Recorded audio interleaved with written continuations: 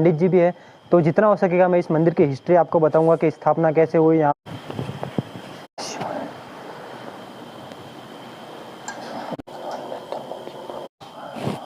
जानते हैं कि यहाँ पर ज़्यादातर आपने देखा होगा हर जगह एक ही शिवलिंग होता है, लेकिन यहाँ पे 2 शिवलिंग आपस में जुड़े हुए हैं।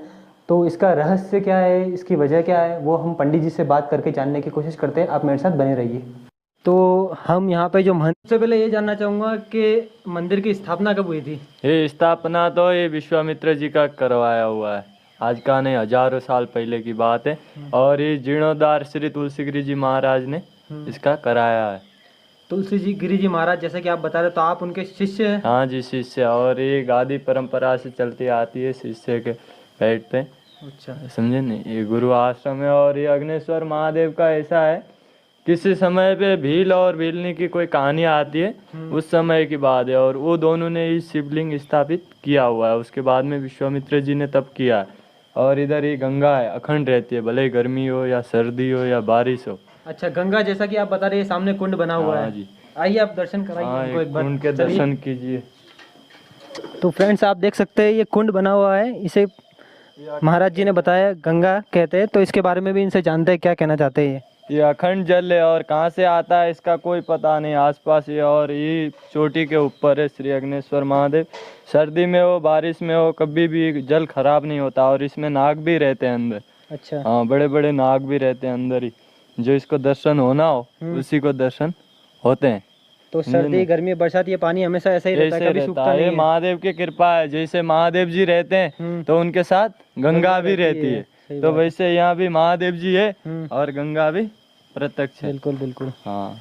और ये इस कुंड को कहाँ से किसने बनाया, ये सब कुछ जानकारी देना चाहेंगे आप? बताते हैं कि बहुत साल पहले यहाँ हवन हुआ था। हवन हुआ? क्या हुआ था? हवन। देवी देवता लोग है ना, उस समय पे यहाँ हवन कर रहे थे, तो उसके अग्नि है ना जल रही थी, मतलब खत्म नहीं हुई अग्नि। अच्छा।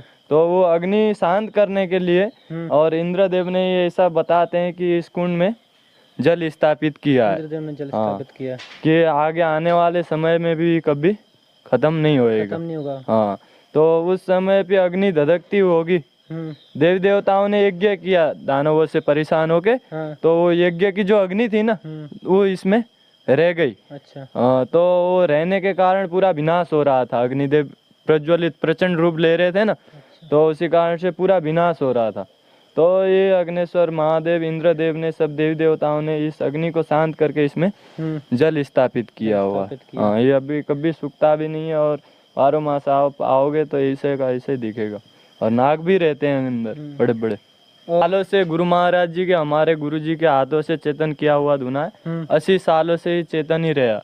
हाँ, और कैसे बीमारी हो चुटकी भर भभूति में ठीक हो जाती है। ठीक है, तो आइए चलिए आपको मैं धुनी के भी दर्शन कराता हूँ गाइस। ये हमारे अग्नेश्वर महाराज जी की धुनी है, जिसपे कभी इनके महंत तुलसीगिरी जी बैठा करते थे। अभी ये अखंड है। पंडित जी का कहना है कि यहाँ पर अखंड जलती है, ये कभी बुझती है। और यहाँ की भस्म से अच्छे अच्छे लोगों के रोग दूर हो जाते हैं। स्टॉप करो। चालू। तो जैसा कि हमारा श्री अग्नेश्वर महादेव है, बड़ा प्राचीन, आज का नहीं हजारों सालों से, समझे नहीं। और ये शिवलिंग ऐसे का ऐसा है, गुरु महाराज जी ने ये मंदिर का जीर्णोद्धार कराया हुआ है। और चमत्कारिक महादेव है, एक जो लोटा जल और एक नारियल से महादेव प्रार्थना स्वीकार कर लेते हैं। हाँ, ऐसे हमारे चेतन महादेव है, अद्भुत महादेव। ये जो शिवलिंग है ये प्राकृतिक है या किसी ने स्थापित की है? ये शिवलिंग आज का नहीं हजारों साल पुराने। और शिवलिंग भी एक काला है और एक सफेद है। अच्छा। शिवलिंग के रंग भी दोनों के अलग अलग है। हाँ, आप उसको अंदर से खोलोगे ये जलाधारी तो दिखेगा, ऐसे दर्शन नहीं होते। अच्छा। हाँ, शिवलिंग भी अलग अलग। तो जैसा कि फ्रेंड्स आप देख सकते हैं, इन्होंने पंडित जी ने बताया कि एक शिवलिंग, महाराज जी ने बताया सॉरी, कि एक शिवलिंग काला है और एक शिवलिंग गोरा है।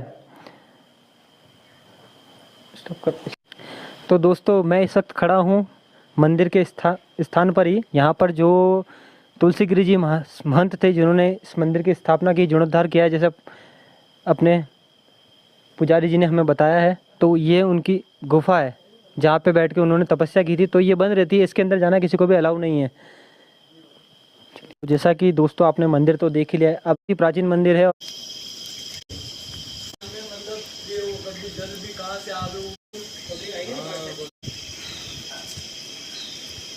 यहाँ के महंत जी से बात करके आपको जितनी हो सके फोटोग्राफी कैमरा अलाउ करने की कोशिश करूँगा।